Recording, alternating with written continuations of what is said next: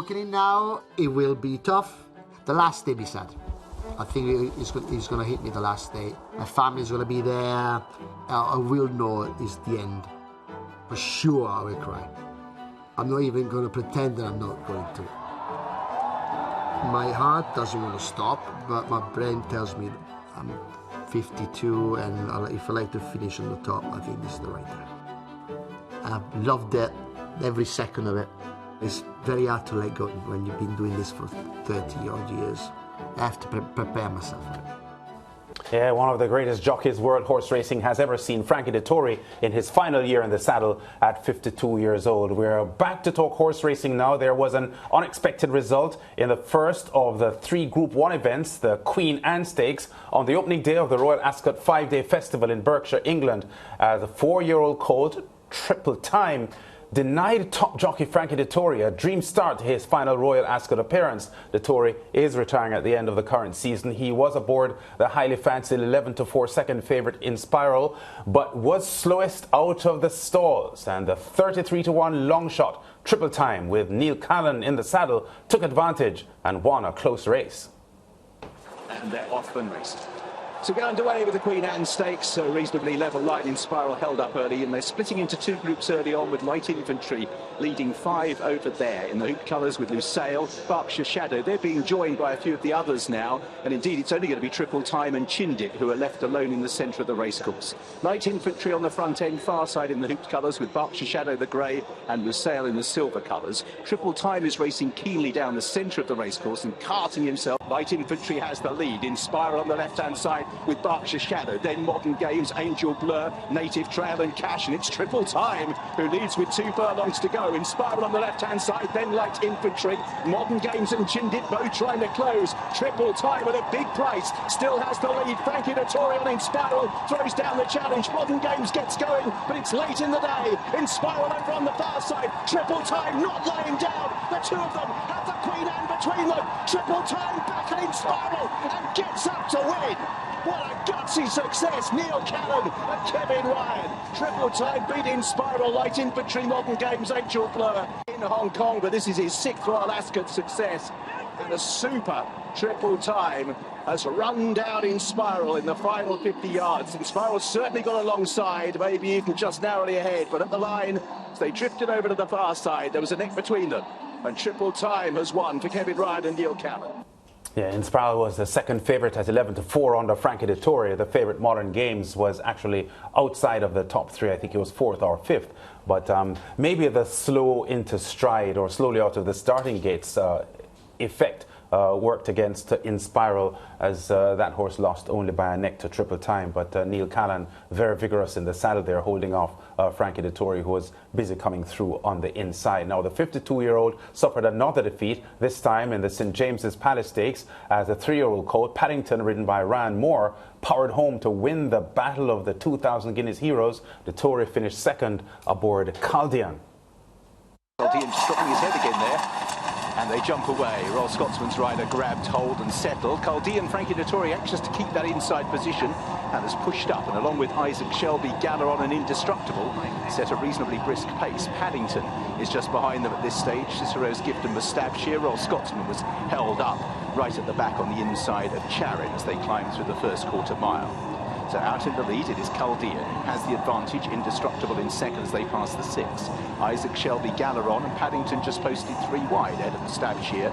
Then we have Cicero's Gift and the last 2 Charin, and Royal Scotsman is still at the back. So about 8 lengths top to bottom here as they continue to climb. Chaldean out on the front end, Frenkie just trying to get him to relax. In 2nd place, Indestructible. 3rd place, Paddington's going to be forced 3 wide round the turn of Isaac Shelby. And between them, on the inside, races Galeron, Cicero's Gift with Mustabshire, Royal Scotsman and Charin. So making the turn back towards home, past halfway. Frenkie just trying to get a breather in round the turn. Chaldean has the advantage from in 2nd place, Indestructible, and the field pack up.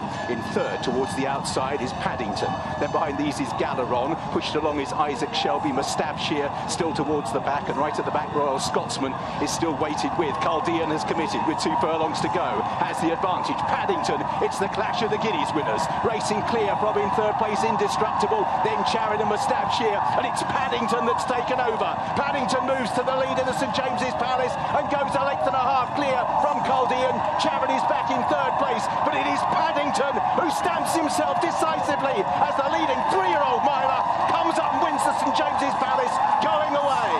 Paddington beat Caldean. Charin, the big price, was third. Isaac Shelby, Indestructible, all the way back to Royal Scotsman, who didn't fire again with Galeron towards the back of the pack. Yeah, Paddington, the Irish 2,000 Guineas winner, Caldean, the English 2,000 Guineas winner, clashing there, and Paddington coming out on top. The win was a record-breaking achievement for trainer Aidan O'Brien. It marks his 83rd Royal Ascot victory, one more now than the Barbadian Sir Michael Stout's 82. O'Brien also won the Coventry Stakes with River Timber earlier in the day. And Ricardo news coming in the last couple of hours that Frenkie Dettori, his miserable day continuing, because in a later race he created an infringement and has now been hit with a 9-race day ban for his cutting across a horse coming out of the starting gates early, and not a good start for the magician Dettori on the opening day of Royal Ascot. Yeah, not a good start at all. What would that mean though, Lance, for his final racing season? Well, because racing happens so regularly in Europe, a 9-day racing ban may just end up being a week and a half, or 2 weeks. I'm not sure exactly when the ban takes effect, but I suspect he will ride out the rest of the Ascot meet. I think I could double check that. But obviously it's disappointing. A rider at his level doesn't want to be missing race days, especially in his farewell season, and especially because he has won so many big races already this year. So it's been a tremendous 2023 season so far for Frenkie Dettori, who many feel is the greatest rider of all time. Of course, you know, a lot of people talk about Lester Piggott and, you know, a lot of other top riders in Europe in the past decades, but Frenkie Dettori is certainly up there. Yeah, and of course his issues on the opening day of Royal Ascot not dissimilar to some issues that he had last year as well. Yeah, you know what? Frenkie had some disappointments last year. He lost some races that some of the connections thought that he should have or could have won, and there was the debate, the raging debate, that he was on the decline. But you know, sometimes when you have a rider of this kind of quality, it is hard to decipher decline as opposed to maybe just a loss of form, because you know, in sports stars lose form from time to time. It may last a couple of weeks until they get their mojo back. But I can't see Royal Ascot finishing on Saturday without Frenkie Dettori rebounding in some way. That's the kind of person and the kind of rider he is. Yeah, 4 more days to go, Lance, so let's see what happens. Yeah. Now, Bradsell, ridden by jockey Holly Doyle, beat Highfield Princess to win the King's Stand Stakes. This is the first victory for Bradsell since winning the Coventry Stakes last year. Here's how he got it done while giving the 26-year-old Doyle her 4th Royal Ascot victory. With a movement, and they're off. Coolangatta was a little bit restless just before the gates flew open, but she still broke alertly. So too did Twilight Gleaming, and all the pace early is over on the far side. Twilight Gleaming and Coolangatta are the first two. Highfield Princess is racing on their heels in third, but slightly isolated, with Cannonball towards the near side, leading a much smaller group as they now race on through the first quarter of a mile. So it's Highfield Princess in the centre together with Bradsell. Right over on the far side, Coolangatta together with Twilight Gleaming. That group are then being followed by Marshman, Desert Cop, who's already been ridden along, Happy Romance, Rarsell right over on the far side. Meanwhile, Cannonball still leads the ones on the near side, followed by Dramatise and then The Dream. They're racing now inside the final furlong and a half, and it's Bradsell and Holly Doyle who've now taken the lead to Highfield Princess in second place. The group on the far side still seem to have the advantage inside the final furlong, and it's Bradsell who's got the lead over Highfield Princess in second, and Naff is running huge and staying on now, back in third. Another 100 yards to go. The 3-year-old Bradsell is all out, but he's going to win again at Royal Ascot. Bradsell wins the King's Stand to Highfield Princess, slightly hampered close home, and Naff was in third, and then in fourth came Twilight Calls. It is a 4th win at the Royal Meeting for Holly Doyle, as Bradsell, last year's Coventry winner, did just drift across towards the stand side close home, and it was in the last stride or two that Highfield Princess just had to be checked, but there's a 3/4 of a length break between them. Yeah, and before we leave this segment, Ricardo, I want to point out that there was a steward's inquiry at the end of this race, and Holly Doyle, the 26-year-old, did have to meet with the stewards because there was an objection from the second past the post runner on Jason Hart aboard there in the full red. Holly Doyle coming across there. Ooh. And just taking the ground a bit, but not fully impeding the horse. That big move that you saw at the end was right at the finish. Yeah. So the stewards took a close look at it. If we look back at the closing stages one more time, when Holly Doyle sees that the horse is drifting a little to the left and possibly gets into a position where it will impede Jason Hart, she switches her whip here to the left hand, because the right hand whipping will force the horse, or tend to have the horse drifting down to the left. So she switches here with a left hand stick to sort of keep the horse off the challenge. The stewards listened to her explanation well enough. There was a general feeling that if you're coming across sharply enough to impede another horse, switching the whip option sometimes isn't enough. You actually have to take a pull on the horse. She didn't do that. She kept in the motion and just switched whip from right hand to left hand.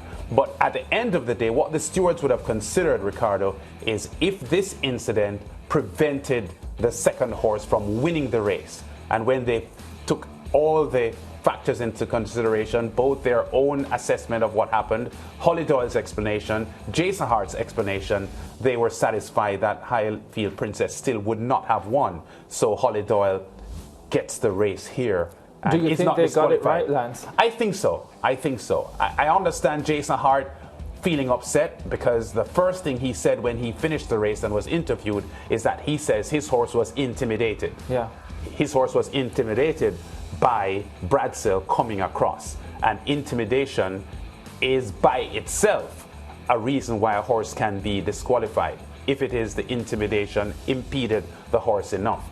But I think the steward got it right. The horse won by 3/4 of a length, and I don't think that the infringement was major enough to prevent Highfield Princess from winning. So I think they got it right there. The Royal Ascot continues on your home of champions every day this week until Saturday, and you can catch day 2 on Wednesday, when the main event will be the £1 million Prince of Wales's Stakes Group 1 event over 10 furlongs, where Barbadian trainer Sir Michael Stout has the 5-year-old bay horse Bay Bridge, one of the top contenders there. Post time for that event is 11:20 Eastern Caribbean time, 10:20 in Jamaica, although the Royal Ascot Day 2 coverage actually starts, as it did this morning on SportsMax, at 8:30 Eastern Caribbean time, 7:30 in Jamaica.